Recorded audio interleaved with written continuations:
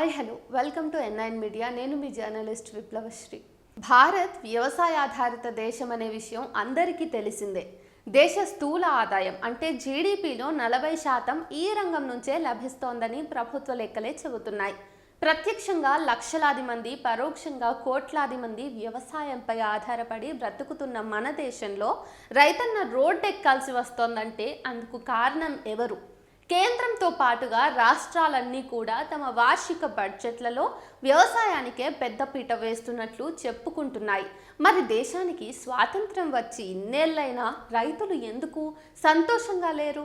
ఏటా ప్రకృతి వైపరీత్యాలకు ఎదురొడ్డి రెక్కలు ముక్కలు చేసుకుని తాము పండించినటువంటి పంటకు లాభసాటి ధర అటుంచి కనీసం గిట్టుబాటు ధర లభించకపోతే రైతుకు ఆవేదన కాక సంతోషం ఎక్కడి నుంచి వస్తుంది? పండిన పంటను మార్కెట్కు తీసుకోపోతే కనీస మద్దతు ధరకు కొనే నాథుడు ఉండడు. పంటను అమ్ముకోవడానికి ప్రభుత్వ మండీల్లో రోజుల పాటు పడిగాపులు కాయాల్సిన పరిస్థితి. చివరికి తమ వంతు వచ్చేసరికి అధికారులు 1,00,000 కొర్రీలు పెడతారు. వీటన్నింటినీ భరించే ఓపిక లేక రైతులు ప్రైవేటు వ్యాపారులను ఆశ్రయించాల్సి వస్తోంది. వ్యాపారాలు చెప్పిన ధరకు తెగ నమ్ముకోక తప్పని పరిస్థితి. ఇన్నేళ్లుగా ఈ పరిస్థితిలో మార్పే లేదు. తాము పండించే అన్ని పంటలకు కనీస మద్దతు ధర లభించలేదని రైతులు ఏడుస్తున్నారు. ప్రభుత్వం మాత్రం కొన్ని పంటలకు మాత్రమే ఏటా కనీస మద్దతు ధరలను ప్రకటిస్తూ వస్తోంది. కంటి తుడుపుగా ధరలను పెంచుతోంది. ప్రభుత్వ ధోరణిని చూసి విసిగిపోయిన రైతులు ప్రభుత్వంతో తాడో పేడో తేల్చుకోవడానికి ఆందోళనకు సిద్ధమయ్యారు. దీనికి తోడు మోదీ ప్రభుత్వం తీసుకువచ్చిన 3 కొత్త వ్యవసాయ చట్టాలు అగ్నికి ఆజ్యం పోశాయి. పార్లమెంటు ఆమోదించిన ఈ చట్టాలకు రాష్ట్రపతి ఆమోదముద్ర వేయటం, చట్టాల్లోని విషయాలు బయటికి రావటంతో రైతుల్లో ఆందోళన మొదలైంది. ఈ 3 చట్టాల వల్ల కనీస మద్దతు ధరని రద్దు చేసి తమను కార్పొరేట్ల దయాదాక్షిణ్యాలకు ప్రభుత్వం వదిలేనుందన్న భావన రైతుల్లో మొదలైంది. 2020 సెప్టెంబర్ 27న రాష్ట్రపతి ఈ బిల్లులకు ఆమోదముద్ర తెలపడానికి 2 రోజుల ముందే కిసాన్ సంఘర్ష్ సమన్వయ కమిటీ దేశవ్యాప్త నిరసనకు పిలుపునిచ్చింది. కానీ చట్టాలు మాత్రం ఆగలేదు. దీంతో అదే నెల 24న పంజాబ్ రైతులు 3 రోజులు రైలు రోకోను ప్రకటించారు. పంజాబ్లో చిన్న ఉద్యమంగా మొదలైన రైతు ఆందోళన కొద్ది రోజుల్లోనే ఇతర రాష్ట్రాలకు వ్యాపించింది. హర్యానా, రాజస్థాన్, యూపీ ఇలా ఒక్కో రాష్ట్రంలో రైతులు ఆందోళనకు సిద్ధమయ్యారు. పంజాబ్, హర్యానా రైతులు ఢిల్లీ చలోకు పిలుపునివ్వడంతో వేలాది మంది రైతులు ట్రాక్టర్లు, ట్రక్కుల్లో ఢిల్లీకి యాత్రగా బయలుదేరారు. అయితే కోవిడ్ ప్రోటోకాల్ కారణంగా ర్యాలీకి ఢిల్లీ పోలీసులు అనుమతి నిరాకరించడంతో రైతులపై పోలీసుల దమనకాండ మొదలైంది. అయితే ఢిల్లీ సరిహద్దుల్లోనే తిష్టవేసిన రైతులు రోడ్ల పక్కన టెంట్లు వేసుకుని ఆందోళన కొనసాగించారు. ఈ నేపథ్యంలోనే వేర్వేరుగా ఉన్న రైతు సంఘాలన్నీ ఒకే గొడుగు కిందికి వచ్చి సంయుక్త కిసాన్ మోర్చాగా ఏర్పాటయ్యాయి. ఉత్తరప్రదేశ్కు చెందిన ప్రముఖ రైతు ఉద్యమ నేత, భారతీయ కిసాన్ యూనియన్ నేత రాకేష్ తియాకత్ ఉద్యమానికి నేతృత్వం వహించినప్పటి నుంచి రైతుల ఆందోళన మరింత ఉధృతమైంది. ఒకప్పుడు తిరుగులేని రైతు నాయకుడైన మహేంద్ర సింగ్ తికాయత్ కుమారుడే ఈ రాకేష్ తికాయత్. తండ్రి మరణానంతరం బీకేయూకు నాయకత్వం వహిస్తూ రైతు సమస్యల మీద ఆందోళనలు సాగిస్తున్నారు ఈయన. డిసెంబర్ 8న జరిగిన భారత్ బంద్కు ఇతర రాష్ట్రాల రైతులు కూడా మద్దతు తెలిపారు. వ్యవసాయ చట్టాలకు వ్యతిరేకంగా బీకేయూ సుప్రీంకోర్టులో పిటిషన్ వేయడంతో ఇది సర్వోన్నత న్యాయస్థానానికి చేరింది.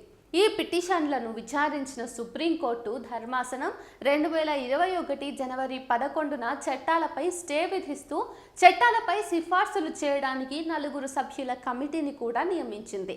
రైతుల ఆందోళనకు మద్దతుగా సుదీర్ఘకాలం బీజేపీకి నమ్మకమైన భాగస్వామిగా ఉన్న అకాలీదళ్ ఎన్డీఏ కూటమి నుంచి వైదొలగడమే కాకుండా ప్రభుత్వం నుండి కూడా తప్పుకుంది. ఇదిలా ఉండగానే గణతంత్ర దినోత్సవం నాడు వేలాది మంది రైతులు ట్రాక్టర్లలో ఎర్రకోట వద్దకు పరేడ్గా రావడంతో ఆందోళనకారులకు పోలీసులకు మధ్య సంఘర్షణలు జరిగాయి. ప్రభుత్వ ఆస్తులు ధ్వంసం కావడమే కాకుండా ఒక రైతు మృతి చెందాడు. ఈ ఘటన తర్వాత కేంద్రం 1.5 ఏళ్ల పాటు రైతు చట్టాల అమలును నిలిపివేస్తామని చట్టాలపై చర్చించడానికి ఒక జాయింట్ కమిటీని కూడా వేస్తామంటూ రాజీ ప్రతిపాదన చేసింది. అయితే రైతులు దీనికి ససేమిరా అన్నారు. అలా దాదాపుగా ఏడాది పాటు రైతులు ఢిల్లీ సరిహద్దుల్లోనే ఆందోళనలు కొనసాగించారు. రోజు రోజుకు రైతుల ఆందోళనకు దేశంలోనే కాకుండా అంతర్జాతీయంగా కూడా మద్దతు పెరిగిపోతూ ఉండటం, మరికొద్ది నెలల్లో కీలక రాష్ట్రమైన ఉత్తరప్రదేశ్లో అసెంబ్లీ ఎన్నికలు జరగాల్సి ఉండడంతో 2021 నవంబర్ 19న ఈ నల్ల చట్టాలను రద్దు చేస్తున్నట్లు ప్రధాని మోడీ ప్రకటించారు. దీంతో ఏడాదిగా కొనసాగిస్తున్న తమ ఆందోళనలను విరమించుకోవడానికి, అలాగే వ్యవసాయ ఉత్పత్తులకు కనీస మద్దతు ధరకు చట్టబద్ధతతో పాటు ఆందోళన సందర్భంగా రైతులపై పెట్టిన కేసుల ఉపసంహరణ పైన కూడా ప్రభుత్వంతో చర్చలు జరపడానికి గాను రైతు సంఘాలు అంగీకరించాయి. అయితే రైతులు వెంటనే తమ నిరసన స్థలాలను వదిలిపెట్టలేదు. ప్రభుత్వం తమ డిమాండ్లను ఆమోదించి లేఖ ఇచ్చేంత వరకు నిరసన కొనసాగించారు. పలు దఫాల చర్చల అనంతరం కనీస మద్దతు ధర డిమాండ్పై కేంద్ర రాష్ట్ర ప్రభుత్వాలు, వ్యవసాయ శాస్త్రవేత్తలు, రైతు సంఘాల ప్రతినిధులతో కమిటీ వేస్తామని ప్రభుత్వం హామీ ఇచ్చింది. అలాగే నిరసన సందర్భంగా మరణించిన దాదాపు 700 మంది రైతుల కుటుంబాలకు పరిహారం ఇచ్చేందుకు కూడా అంగీకరించింది. అయితే 3 ఏళ్ల క్రితం నిరసన సందర్భంగా ఇచ్చిన హామీలను ప్రభుత్వం నిలబెట్టుకోలేదని రైతులు అంటున్నారు. ఆ హామీలతో పాటుగా రైతులకు పింఛన్లు ఇవ్వాలని, తమ రుణాలను మాఫీ చేయాలని తదితర డిమాండ్లతో మరోసారి ఆందోళనకు రైతు సంఘాలు పిలుపునిచ్చాయి. తాజాగా డిసెంబర్ 6 నుంచి మరోసారి ఢిల్లీ చలో యాత్ర నిర్వహించాలని రైతు సంఘాలు నిర్ణయించాయి. అంతకుముందే కొంతమంది యూపీ రైతులు ఢిల్లీకి పాదయాత్రగా బయలుదేరగా ఢిల్లీ నోయిడా సరిహద్దుల వద్ద పోలీసులు వారిని అడ్డుకున్నారు. ముందు నిర్ణయించుకున్న ప్రకారం ఈ నెల 6 నుంచి ఆందోళన కొనసాగించడానికే రైతు సంఘాలు సిద్ధమయ్యాయి. అయితే శుక్రవారం సంయుక్త కిసాన్ మోర్చా నాయకత్వంలో ఢిల్లీకి పాదయాత్రగా బయలుదేరినటువంటి పంజాబ్, హర్యానా రైతుల బృందంపై శంభు సరిహద్దు వద్ద హర్యానా పోలీసులు బాష్పవాయువు ప్రయోగించడంతో మరోసారి ఉద్రిక్తత నెలకొంది. పోలీసుల బాష్పవాయువు ప్రయోగంలో 4 ఆందోళనకారులు గాయపడడంతో తాత్కాలికంగా పాదయాత్రను రద్దు చేసుకుంటున్నట్లు ప్రకటించిన రైతు సంఘాలు కేంద్రం గనుక వెంటనే చర్చలు జరపకపోతే ఈ నెల 8న తిరిగి యాత్ర కొనసాగిస్తామని స్పష్టం చేశాయి. ఉద్యమం తొలి రోజే జరిగిన సంఘటనలు గతంలో ఢిల్లీ సరిహద్దుల్లో నెలకొన్న గందరగోళాన్ని గుర్తు చేశాయి. అయితే ఈసారి రైతుల ఆందోళనకు ప్రతిపక్షాలు సైతం మద్దతు ప్రకటించడంతో వారి ఉద్యమానికి మరింత ఊపు లభించినట్లయింది.